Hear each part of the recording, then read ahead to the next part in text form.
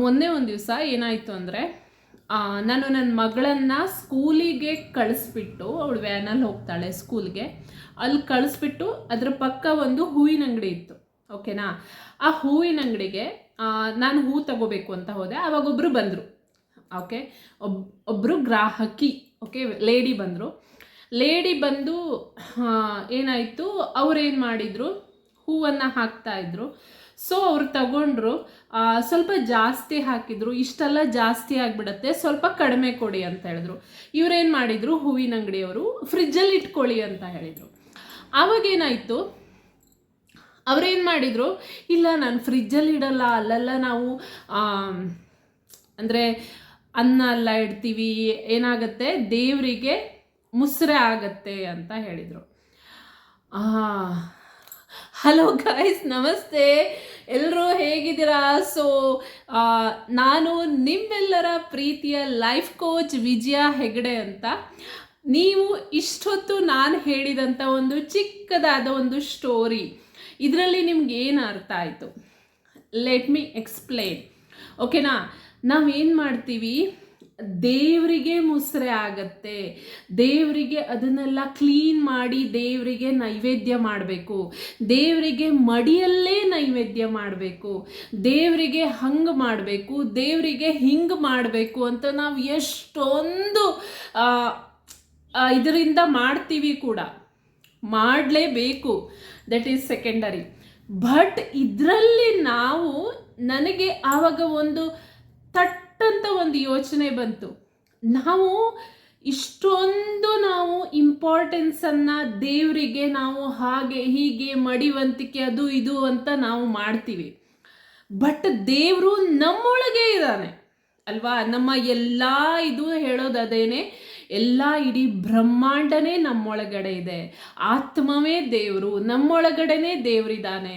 ಅಂದರೆ ನಮ್ಮ ದೇಹವೇ ದೇಗುಲ ಅಂತ. ಆತ್ಮವೇ ದೇವರು, ದೇಹವೇ ದೇಗುಲ. ಅಂದರೆ ಈ ದೇಹವನ್ನು ನಾವೆಷ್ಟು ಚೆನ್ನಾಗಿ ಇಟ್ಕೊತಾ ಇದ್ದೀವಿ, ನಮ್ಮ ಮನಸ್ಸನ್ನು ನಾವೆಷ್ಟು ಚೆನ್ನಾಗಿ ಇಟ್ಕೊತಾ ಇದ್ದೀವಿ. ಇವಾಗ ಹೊರಗಡೆ ಇರೋ ಒಂದು ಪೀಠದಲ್ಲಿ ಕೂರಿಸಿರೋ ದೇವರಿಗೋಸ್ಕರ ನಾವು ಎಷ್ಟೊಂದು ಮಡಿ ಅದು ಇದು ಅಂತ ಮಾಡ್ತೀವಿ. ಹಾಗಿದ್ರೆ ನಮ್ಮ ಮನಸ್ಸು ನಮ್ಮಲ್ಲೇ ದೇವರಿರುವಾಗ ನಾವು ನಮ್ಮ ಮನಸ್ಸನ್ನ ಎಷ್ಟು ಪರಿಶುದ್ಧವಾಗಿಟ್ಕೋಬೇಕು, ಹೌದು ತಾನೆ? ನೀವು ಇದನ್ನ ಒಪ್ತೀರಾ ತಾನೆ? ಬಟ್ ನಾವೆಲ್ಲ ಅದನ್ನ ಮಾಡ್ತಿದೀವ? ಸಾರಿ, ನಾವೆಲ್ಲರೂ ಅದನ್ನ ಮಾಡ್ತಿದೀವ? ಆಲೋಚನೆ ಮಾಡಿ. ನಮ್ಮ ಮನಸ್ಸು ಹೊರಗಡೆ ಇರೋ ಒಂದು ದೇವರಿಗೋಸ್ಕರ ನೀವು ಗುಡಿಯಲ್ಲಿರೋ ದೇವರನ್ನ ನೀವು ಅಷ್ಟೊಂದು ಭಕ್ತಿಯಿಂದ ಪೂಜಿಸ್ತಾ ಇದ್ದೀರಾ.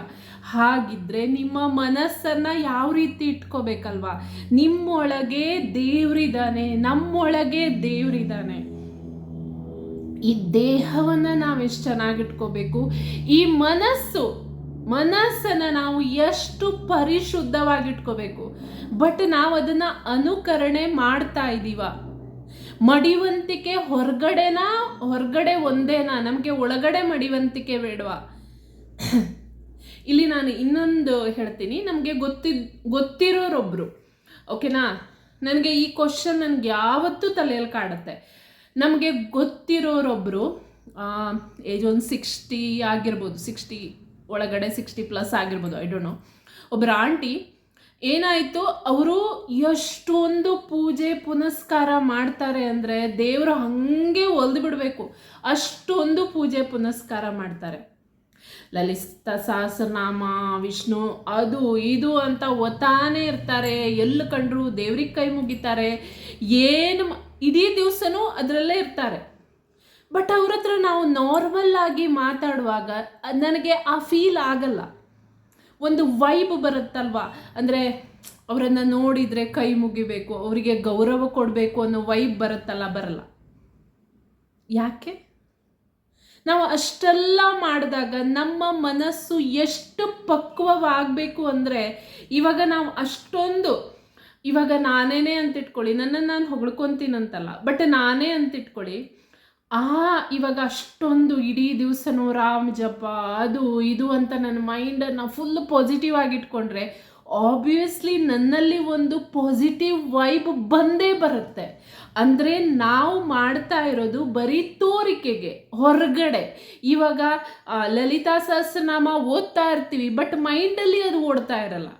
ಡೈಲಿ ಓದ್ತೀವಿ, ಅದು ರೊಬೋಟಿಕ್ ಆಗಿ ಹೋಗ್ತಾ ಇರುತ್ತೆ, ಬಟ್ ನಮ್ಮ ಮೈಂಡಲ್ಲಿ ಬೇರೆನೇ ಓಡ್ತಾ ಇರುತ್ತೆ. ಅವರು ಹೊರಗಡೆ ಮಾತು ತೆಗೆದ್ರೆ ಬೇರೆಯವ್ರಿಗೆ ಬೈಯೋದು, ಬೇರೆಯವರಿಗೆ ತೆಗಳೋದು, ಬೇರೆಯವ್ರ ಬಗ್ಗೆ ಮಾತಾಡೋದು, ಇದು ಯಾವ ರೀತಿ ದೇವರು ಎಲ್ಲಿ ಒಲ್ದು ಬರ್ತಾನೆ ನಿಮಗೆ?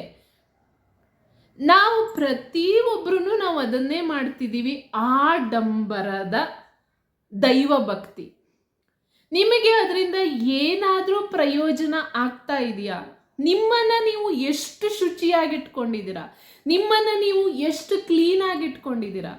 ಪ್ರಶ್ನೆ ಮಾಡ್ಕೊಳ್ಳಿ. ನಿಮಗೆ ನೀವು ಪ್ರಶ್ನೆ ಮಾಡ್ಕೋಬೇಕು. ನಿಮಗೆ ನೀವು ಇವಾಗ ಎಲ್ಲ ಮಡಿ ಮಾಡ್ತೀರಾ, ಆ ಹಬ್ಬ ಮಾಡ್ತೀರಾ, ಇದನ್ನು ಮಾಡ್ತೀರಾ, ಎಲ್ಲಾನು ದಟ್ಸ್ ಓಕೆ, ಮಾಡಿ, ಬೇಡ ಅಂತ ಯಾರೂ ಹೇಳಲ್ಲ, ಓಕೆನಾ? ಬಟ್ ನಿಮ್ಮ ಮನಸ್ಸನ್ನು ಎಷ್ಟು ಶುಚಿಯಾಗಿಟ್ಕೊಂಡಿದ್ದೀರಾ?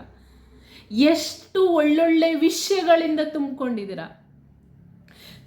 ದಿವಸಕ್ಕೆ ಎಷ್ಟು ಟೈಮು ನಿಮಗೆ ಆ ಪಾಸಿಟಿವ್ ವೈಬ್ ಬರುತ್ತೆ? ನಾವು ಯಾವಾಗ ದೇವರಾಗ್ತೀವಿ ಅಂದರೆ ದೇವರ ಕ್ವಾಲಿಟೀಸ್ ನಮ್ಮಲ್ಲಿರುವಾಗ ನಾವು ದೇವರಾಗ್ತೀವಿ.